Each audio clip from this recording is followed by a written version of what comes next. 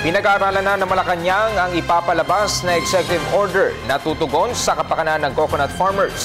Matapos magpalabas ng resolusyon ng Korte Suprema hinggil sa motion for partial entry sa usapin ng Coco Levy Fund.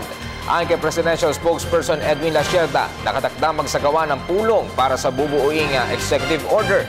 Ang pagbuo ng EO ay isa sa mga napagkasunduan sa dialogo ni Pangulong Aquino sa mga coconut farmers sa Malacanang kamakailan lamang.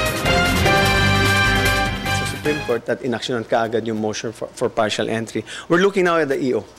We're discussing the EO because may planong batas.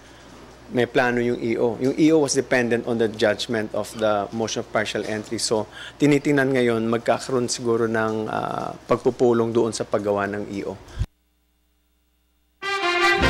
Nakatakdang sumailalim sa digital mammogram sa Disyembre 18 si dating Pangulo at ngayon Pampanga Representative Gloria Macapagal Arroyo.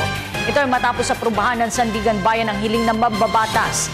Ayon sa kampo ni Arroyo, ginagalang o kinakailangang magpamammogram ang dating Pangulo dahil high risk ito sa pagkakaroon ng breast cancer.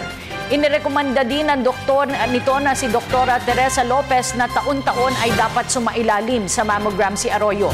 Sa Makati Medical Center isasagawa ang pagsusuri mula alas 2 hanggang alas 4 ng hapon.